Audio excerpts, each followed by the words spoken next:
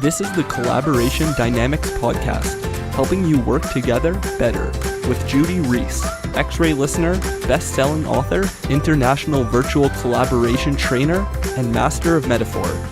Hear more at xraylistening.com.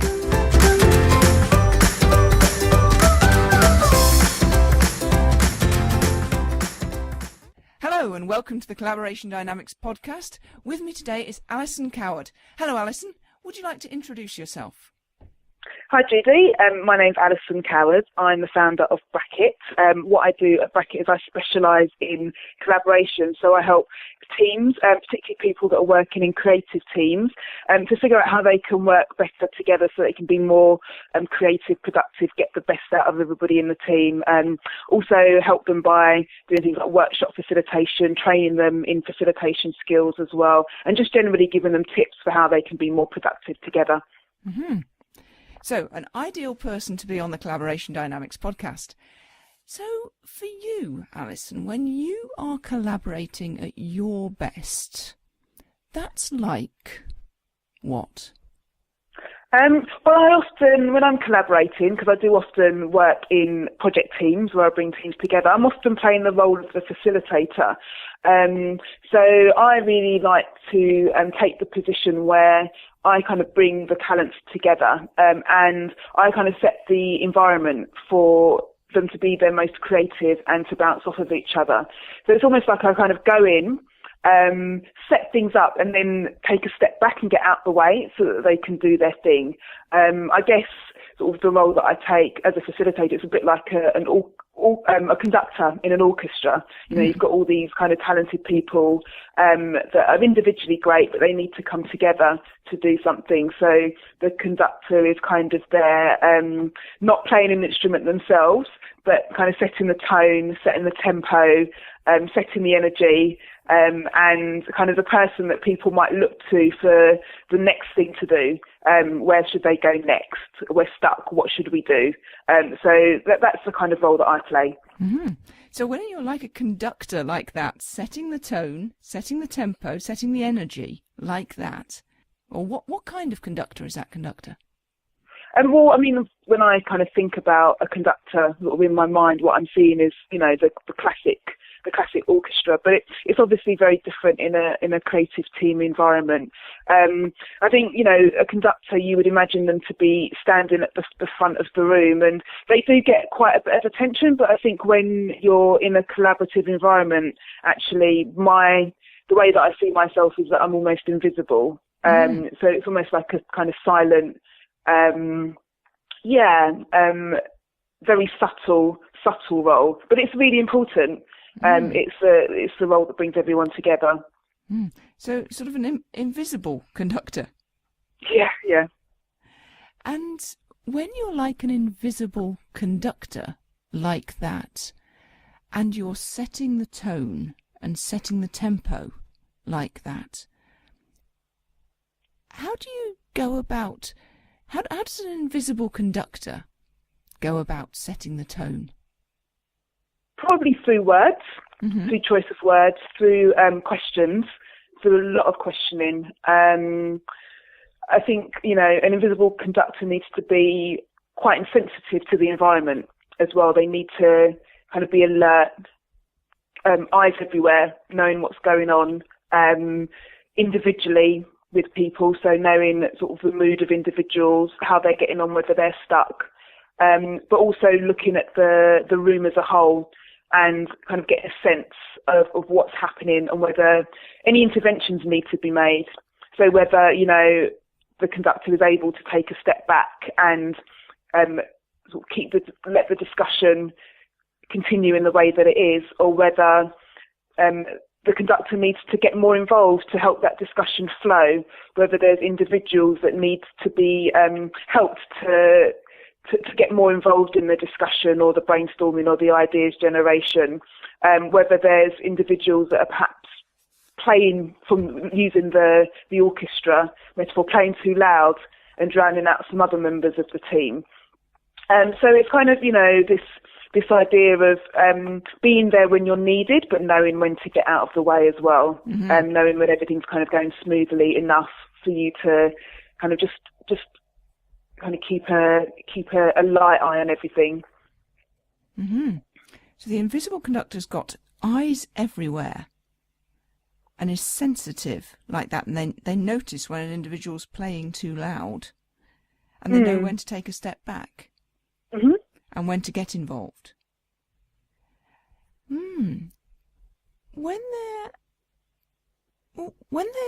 When it's time to take a step back, how does the invisible conductor know it's time to take a step back? From the feel of the energy in the room. I mean, again, using this metaphor of the orchestra, there's as a facilitator, you would have planned out your session, you would have designed a session, you would have your sheet music, if you want to kind of put it that way. And there is, almost your score that you're keeping to. There's a general direction that the music needs to go in, or the discussion needs to go in. And you're keeping an eye on that to make sure that that's happening. But also you've got to be aware, maybe the team is actually coming up with something better than you envisaged, and the discussion is going off in a slightly different direction. That doesn't mean to say that it's going off in the wrong direction, but you need to be able to tell whether that's useful for what you need to happen by the end of the session as well.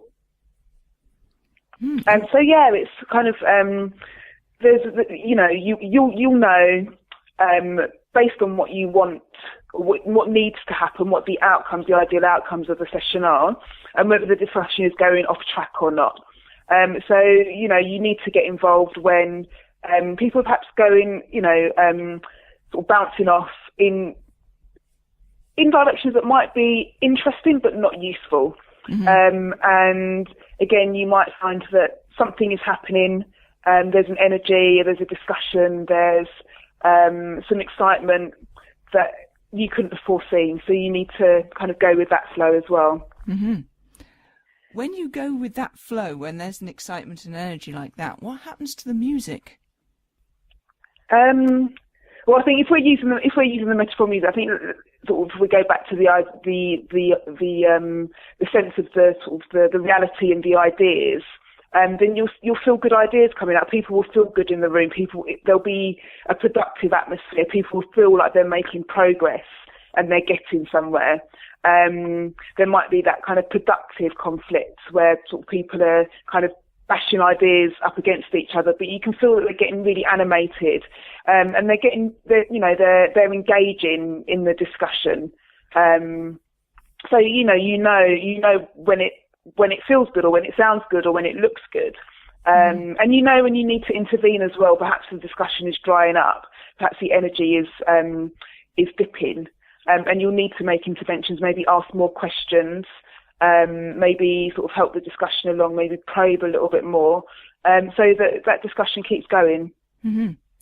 I'm curious about something you mentioned there, productive conflicts, bashing ideas together. Say a bit more about that.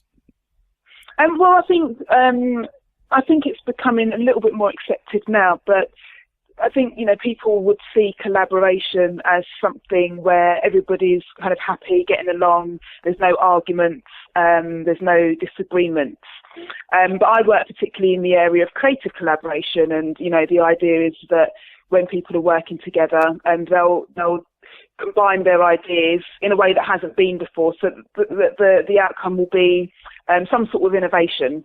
And for innovation to happen, there needs to be some kind of diversity in the team. And when there's diversity, then there's going to be differences of opinion. And that's not a bad thing. Conflict has to happen in order for something new to come out of a discussion or a brainstorm or an ideas generation session. And I think some people mistake that conflict for bad conflict. Now, there is, a non-productive form of conflict, which is where people are attacking each other individually, it gets personal. But when there's conflict around ideas or around what needs to be done, then that discussion should be channeled in a way that doesn't get personal, and allows people to almost fight it out and they have to, in some way, not compromise, but combine those ideas, so that the best bits float to the top, in a sense. I mean, I'd sort of discovered this about myself not so long, probably about a year ago, actually. I was out with some friends, and we decided to have a bit of a debate, a really kind of sort of high-level debate. Well, not high-level, it was just kind of random debate about the theory of life, you know, what is it all about? And there were some people around the table that had some really strong differences of opinion. And I came away from that discussion feeling really, really energized, actually, because I'd had the opportunity to really fight for my idea. And it didn't get personal. Like, no one said, "You're really stupid, you're being stupid. How could you think that?" It was all around, our opinions. And I mean, there were some people around the table that I could see were feeling really uncomfortable about it. They thought we were arguing, but the people that were engaged in the discussion were really enjoying that debate. And I came away feeling like I'd done a gym workout. I felt so sort of energized by it. And I think that, you know, we tend to kind of shy away from conflict sometimes because it can make us feel uncomfortable, but there is a type of conflict that can do the opposite, in fact. You know, make us feel that we've engaged in something that has kind of got our blood racing, in a sense. And how do you tell the difference? It's really challenging. It's really challenging to tell the difference, and that's, I think, the role of leaders, facilitators, and even people in the team, to make sure that it doesn't get personal. You know, there's kind of techniques and things that you can use when you're in a brainstorming session to try and stop it from or try and prevent it from getting personal. But I think there's a preparation there. You know, you have to kind of say, you know, the purpose of this discussion is to really, you know, pull apart each other's ideas and question them. So you set that tone for the idea that there's going to be, you know, the point of this session is about creating some really good conflict, and really kind of pulling things apart so that we can create something new together. And when there's productive conflict like that, then what happens to the invisible conductor? Well, again, I guess it depends. The facilitator is there keeping an eye on the mood, so the facilitator will perhaps set the tone and say, you know, this is the point where, you know, this conflict is good, or kind of reassure the team that the conflict is going in the right direction. If they see that there is kind of, you know, conflict that gets too personal, then they'll intervene to kind of steer it away from that. And maybe they can, again, just get out of the way. Maybe they just let that discussion happen because it is going in the right direction. So when you're like that and you're collaborating like that invisible conductor and you've got that productive conflict, and you've got the energy and you've set the tone and the tempo, and the invisible conductor's got eyes everywhere and is sensitive and knowing what's going on, and then you know if an individual's playing too loud or anything like that. Is there anything else that needs to be noticed about the invisible conductor? Good question.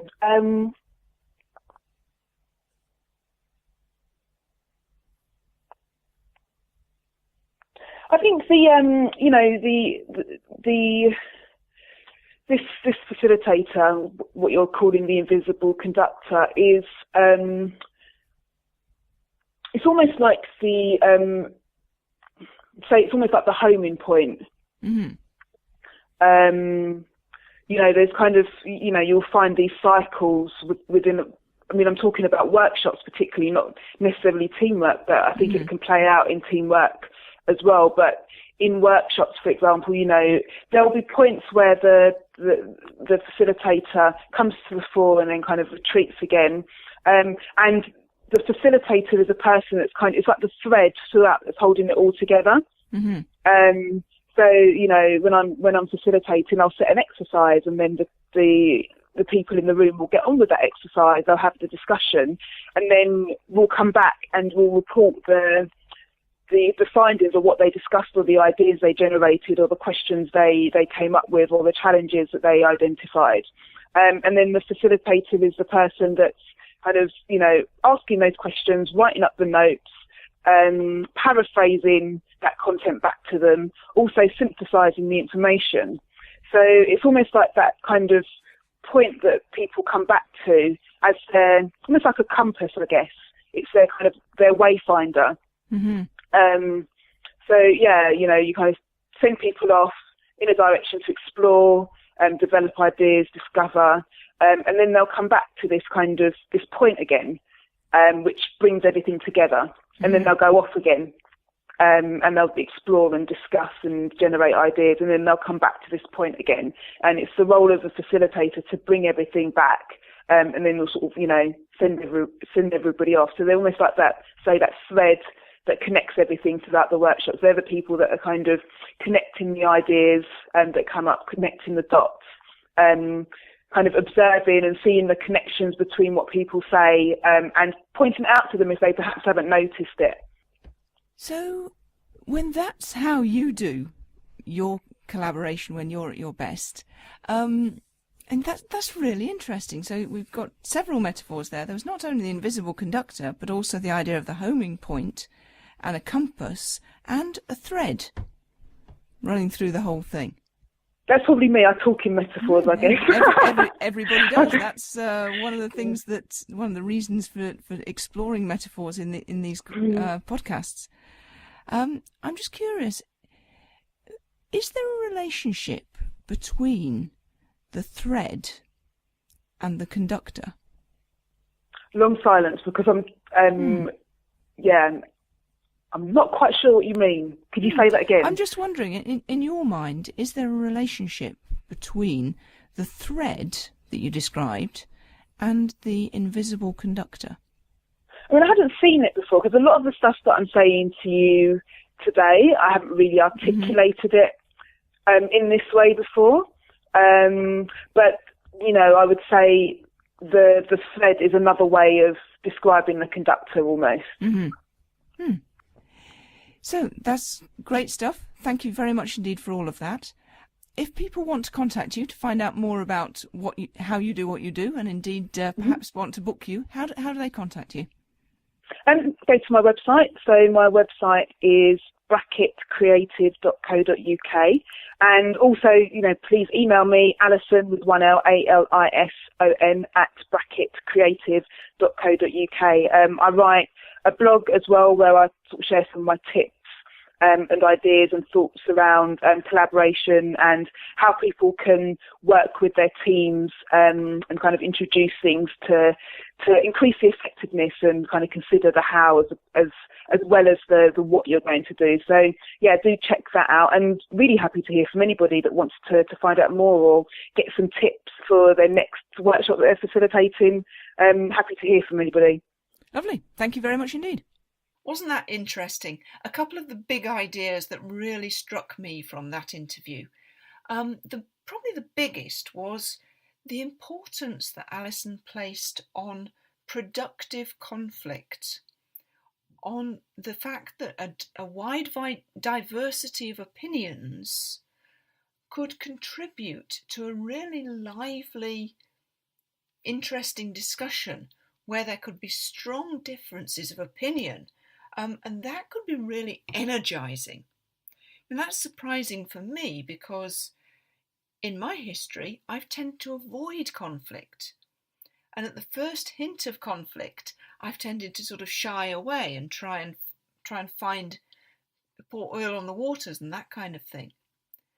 But really, the more I work in collaboration, the more I discover that diversity and that productive conflict is an essential part of the process.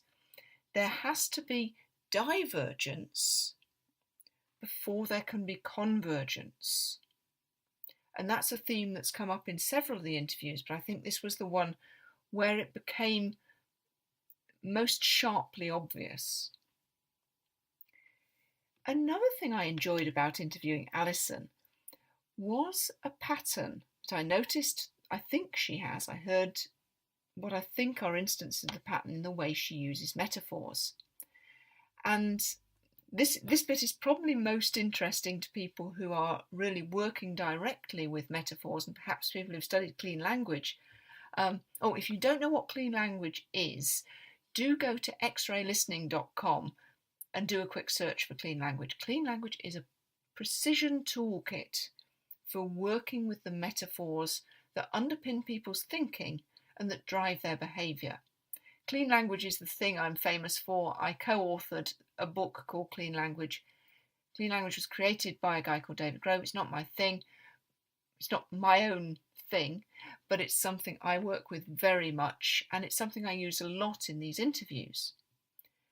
As I've been working with people, particularly creative, intelligent people, I notice that a lot of them have a pattern of coming up with several metaphors which are metaphors for the same thing.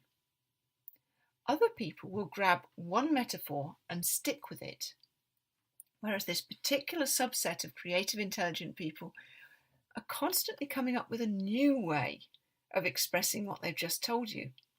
So Alison started off talking about the conductor and the orchestra, and then later the facilitator was the homing point, the compass, the wayfinder. And then later, another metaphor for the same thing, the thread. So she was coming up with new ways of expressing the same point. And you can see how that would be really useful in the divergent phase of any creative project, where you're looking for as many different ideas as you possibly can to put into the pot and stir it, because any one of those metaphors that Alison comes up with might be exactly the one that would inspire another person to come up with an even better idea. So I thought it was very interesting to see that idea, that pattern playing out in one of these collaboration dynamics interviews.